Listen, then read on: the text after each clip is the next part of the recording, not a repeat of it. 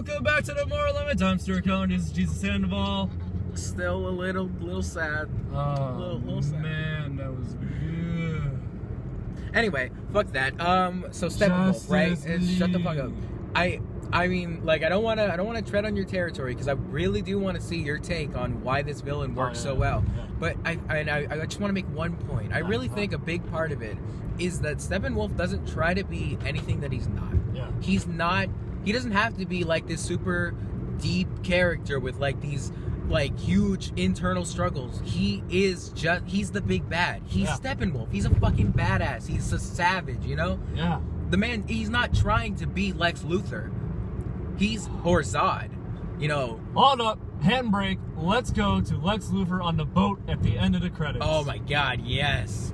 Is that not the best post-credit scene But ever? Deathstroke, though! I was so fucking pumped! Okay, I was pumped for the costume, which we saw a year ago. Uh-huh.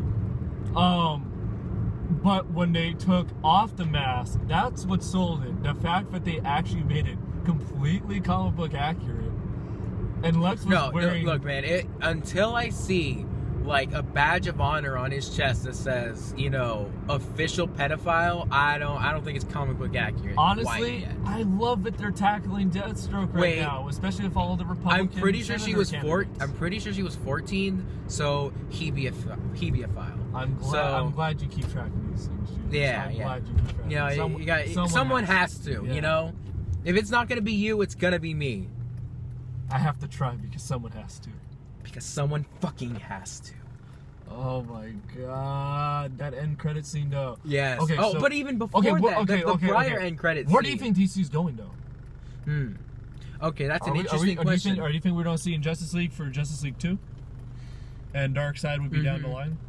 Because it doesn't seem like Darkseid's very concerned with Earth, you know what I mean? Oh, not at all. That was just more of because this was Steppenwolf trying to prove himself as a man, you know. He's like, I got the biggest stick around, you know. Yeah, I fucking failed 5,000 years ago. I'm back, baby. Yeah, back, baby. Oh my God. No.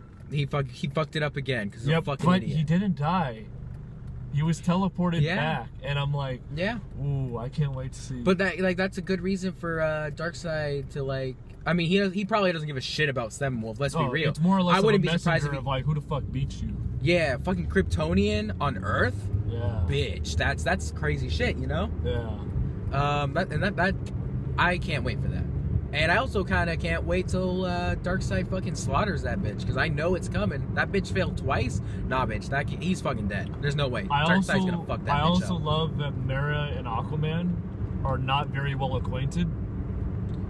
And Aquaman's not even the king of Atlantis yet, you know what I mean? Yeah, he's a young buck, you know. He's a true Aqua so like, lad, you know. Whereas like we've missed a lot of like Batman's history. We're just beginning with Aquaman. Yeah, Aquaman. He's a rich character. Same with Barry Allen. I love that they didn't force him into a crime scene investigator like they did in the fucking TV show. My God, yeah, I completely agree. And look, I'm not gonna lie, I love the scene.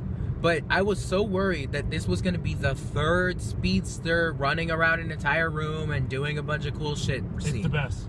I actually like it better than X-Men. Oh, I completely agree. I love the tone that they go with this. It's like you feel the tension. You feel him really rushing and trying to get to that sword. And then when he trips, because he's a fucking noob, oh my God, I love that. I was so afraid of like a 5-minute scene of him just running around the room. And like the tension would be lost because of course he can make it. Yeah. But no, he fucks up.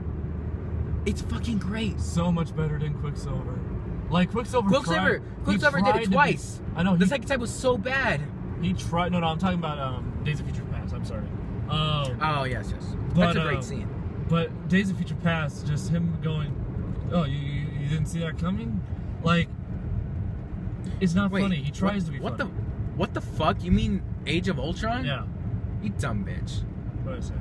You said fucking Days of Future Past, which that is a great fucking scene. It is, but it's not as good as the Justice League. No, and but it's by a small margin. Like those scenes are close because that is a perfect fucking scene. You have to admit. Oh yeah. But the Justice League one. It was so wonderful. It so perfectly builds tension and then releases it with him failing, you know? He succeeds at helping Wonder Woman, but he isn't good enough to help the rest of his team. and Batman has to come in and save him. Like that, that says a lot about the team dynamics.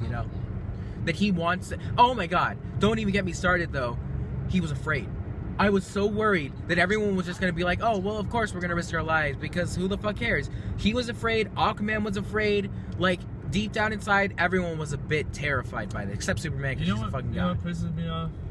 So people they tore down Man of Steel for jeopardizing civilians, right? Yeah. And then this comes out, and the whole planet is at stake, right? And what they do, and I thought this was perfect. Everyone hated it, and they didn't like that it took away from the plot. I didn't think it took away from the plot. I love the fucking family. Right. Okay. I thought the family was a perfect representation of the Earth, the human race being at stake.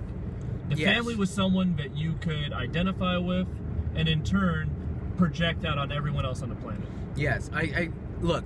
It's one thing to say 20,000 people died, 10,000 people died, 5 whatever people died, but it's another thing to see a family in danger, at risk of death.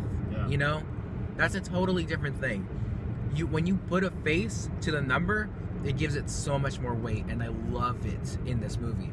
Man of Steel did it through Perry White and everyone from the fucking planet, like that's where they built like the suspense, and like they tugged at your heartstrings. Here they had a family, not unlike most families here on planet Earth. Everyone, it's a perfectly nuclear family.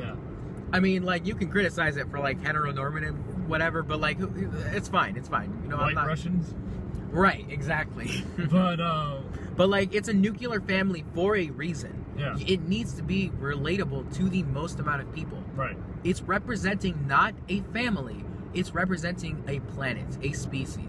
Also, let's remember when the fucking Avengers came out. What was it again? Oh yeah, the League of White People. And look at Justice League. Go on, finish the joke. I'm eating popcorn, bitch. Fuck dude, off. It's not a fucking joke. It's just the fact that like, one's from Israel. Yeah. The other one is Samoan, African American.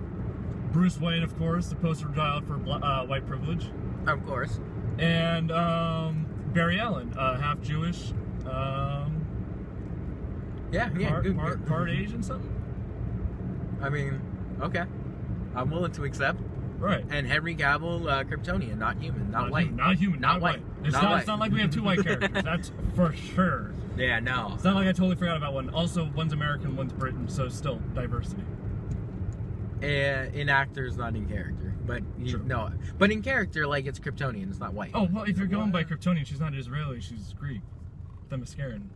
Yeah. Okay. Fair enough. Yeah. No, but I mean, it's like in choice of actors. You know what I mean? Oh, okay. I see. Like what you're fucking now. Disney, Paramount, Marvel just went a very safe route in just casting white. Yeah. But Falcon though. What a diverse. Avengers. He's a new Avenger. Rhodes wasn't even in Avengers. Oh, Nick Fury. Nick Fury was the token black guy in the entirety of the movie. But in Avengers 2 though, they have Falcon and Rhodes. And also Vision. Who's # not white. He is white in real life. Well, I mean, he's red in the movie though. That's what matters. Don't you remember? You can't say redskin. Like, there's a reason why the football team. He's literally red. I'm not saying he's Native American. I'm saying he's literally red. What the fuck are you implying here? I mean, he is red. That just seems a little racially charged for me. Wait a minute, but is red even? He's also green. Is red he's even mostly really green. Can we say anything is really red when red is just our perception of he's what also that color primarily is? Green. Like, and that's his suit. That's him. Can red really exist without people? He's green. If people created, he's fucking green. If people created red, he's as green as that light.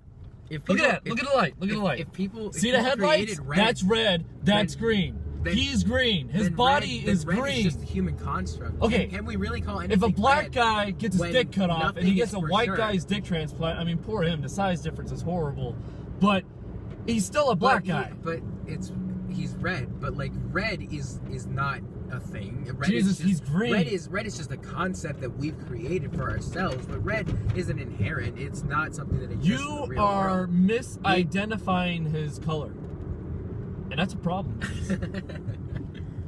But back to Justice League.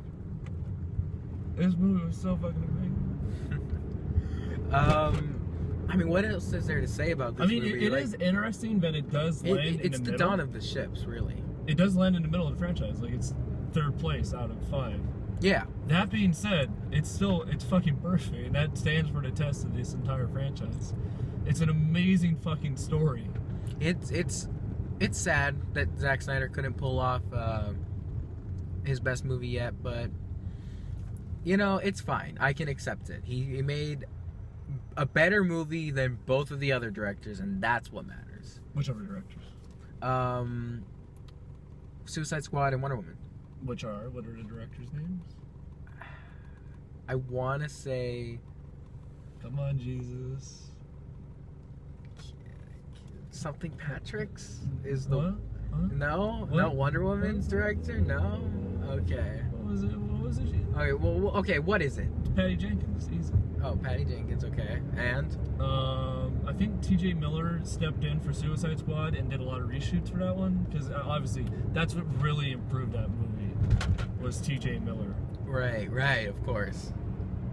I think T.J. Miller did it. He did a really good job salvaging what was Suicide Squad. I mean, there's a lot of weird parts in that movie, but I think the best parts were done by T.J. Miller. You know what I mean? Right, and fuck Marvel. And fuck Marvel, which is a quote from the other director. He had a little thing to do with Suicide Squad, not worth mentioning. Or what is worth mentioning is T.J. Miller. Right.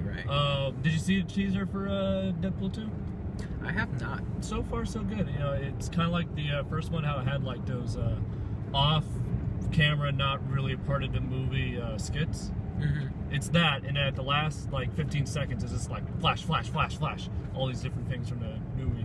What's important to take away from it is that you can see that they are bringing back his roommate, they're bringing back T.J. Miller, they're bringing back his girlfriend. Mm-hmm. So they are continuing the story. You know what I mean? But are they bringing back X Gon Give It to Me?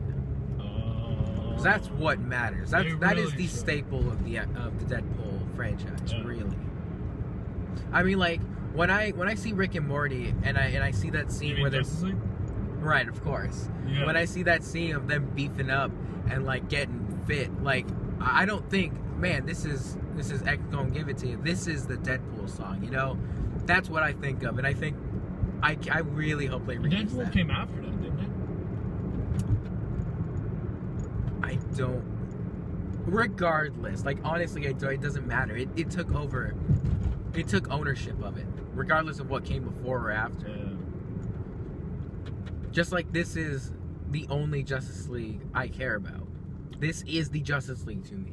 Oh my Momoa, Affleck, fucking. I love the animated series, but the animated series is not. This is a perfect just one thing. It is such a standalone movie. And that's what's great, is it could still stand without all the other movies that it came before it, you know what I mean? And Cavill.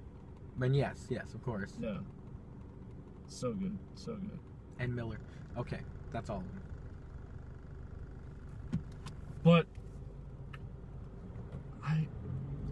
how does Marvel fucking compete with this, you know what I mean? Like, they are, they're fun movies. And I like them. For the most part. I mean, look, Thor. We don't talk about Thor 2. Thor 1 and Thor 2, and Iron Man 3 and Iron Man 2. Right, we don't talk about those. So I mean, overall, they when you look at 17 movies and they only got 4 bad ones, that's a good average. Well, we don't talk about those, so they've never made a bad movie. You know. Yeah, and that's really it goes to show. Because when I met you, it was a very bad average, because that was a lot of movies ago. That was only at Age of Ultron. They were at 11 and they had 4 bad ones. I had a real reason to really hate Marvel at that point. You know what I mean? Yeah. But like they've been picking up the slack. They've been knocking out. They have been picking up heavy the slack. Hitters. Thor Ragnarok, fucking great. But let us remember The Fallen, Age of Ultron, Ant-Man, Guardians of the Galaxy 2. Those movies are not bad. They're fine. Yeah. Ant-Man's a lot better than Age of Ultron, but still, yeah. And Avengers. Yeah. Look, Avengers, it's a good movie, but like, Guardians of the Galaxy, it fits more in like, the okay, Avengers is just a really nice payoff to, like, it's not. Set up. It's not. At all. It's not a nice payoff. Half that movie's fucking bullshit. I've told you this. Sure, but, like, once you get to the payoff is there. That's what it's for. It's all of that movie is just trying to get to that fight scene, and it's nice. I like it. I like that fight scene. I like it a lot. I think it's cool. I don't particularly care for Black Widow or about the destruction. Hawkeye. What about how they portrayed destruction of New York? No, they cover that in Captain America 3. No, it's fine. It's fine. Yeah, they covered it. Nope, and I think only 80 people died. Like, thousands of people died in Batman vs Superman. Well, it's just because the Avengers are a better team. There's more of them. And one of them's an archer. That's why they're a better team. A fucking archer. Archers haven't been a part of teams since the fucking mid-ages. But, like, if fucking Green Arrow was like, I'm gonna shoot a goddamn kryptonite arrow into Superman's face. I can't say shit against archers anymore. You know why? Why? Because Wonder Woman. Yeah. Her entire tribe of people, they're all fucking badass. Oh my god. Dude, would Steppenwolf stomp that one? No, he didn't stomp that bitch. He cut that bitch in half. He sliced her up with that goddamn axe. And that was brutal. He was fucking awesome with that axe, honestly. Yeah. It was so sad to see him lose it at the end, you know? You really feel for the guy. Yeah, it's like he had an emotional bond to that axe. Yeah. And, that was the real OTP. Like, fuck everyone else. By losing that axe, it was almost equivalent to, like, losing a loved one. Yeah, and that's still a little fresh, you know? Yeah. But something I would have loved seeing explored a little bit deeper in Thor Ragnarok when his hammer was destroyed. Oh, man. You see talks about how he's sad, but I don't really see it. No, not really. You don't really get that from I see the pain in I see the pain in Steppenwolf's eyes. How good was that CGI? Everyone calls him a fucking. I don't understand this. They keep saying Ares was a giant CGI monster, Steppenwolf is a giant CGI monster. Like, they're proportionally tall, sure. Do they use CGI? Yes. But, like, Batman called him tall. The only real CGI monster was Doomsday. Batman called him tall, though. That's what matters. He's right. And Batman's like 6'5". That's true. But the only real CGI monster was Doomsday. You know what I mean? Yeah, but he doesn't have a penis, so there's nothing to measure up. He doesn't have testicles. Right. You don't know if his penis is like a dog's penis and it's just kind of like. It's like. But maybe that's a Kryptonian thing. Maybe they all sort of like that. Just like poop. I mean, Lois keeps going back for more. And she's thirsty. She is a thirsty hoe. That's bullshit. But look, I'm not saying that it's necessarily small just because it retracts. I'm just saying it could be a thing because like Doomsday. We know Doomsday fucking retracts because remember the spike in his hand. Oh, you're right. Yeah, see, it's a Kryptonian. Oh, shit. I feel bad for Lois. Eesh. Maybe that's why she never got with anyone else since then. Like she physically couldn't.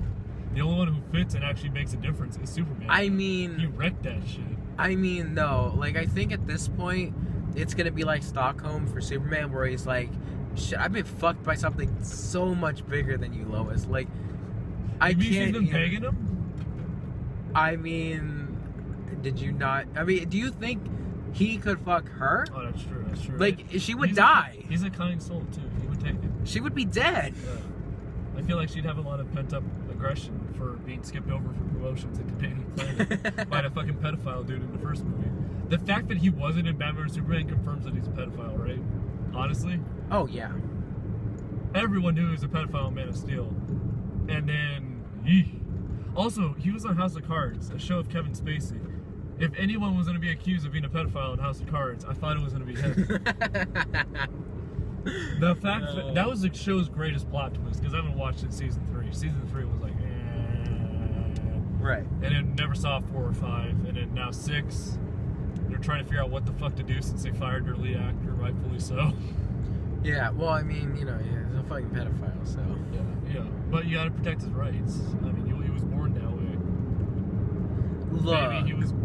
Maybe he was born this way. Yes, there's a difference between a pedophile or I guess not even, I mean, what was it, hebiophile? There's a difference between that and a rapist. Okay, but here's the because thing. Okay, those are from the very accounts, different okay, things. from the accounts of those who were with the senator, they only submitted because they wanted it to be over.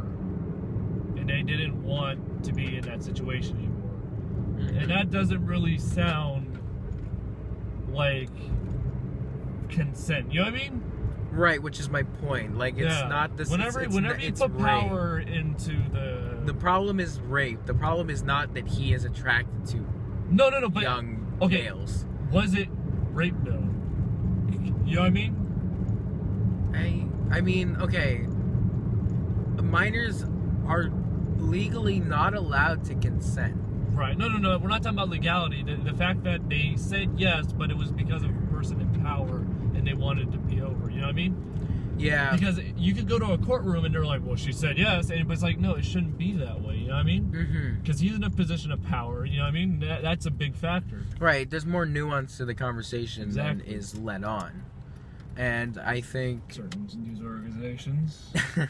About, yeah, I think Kingsman. it's missing a lot to just brush over it and say, well, this is the way it is, you know. It's just the way it is.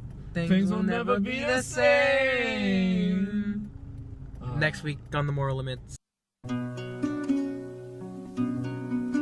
Through all the things I've had to see, visions of the ponds to be, the moral limits are unseen, and now it all seems clear to me that arguing is painless.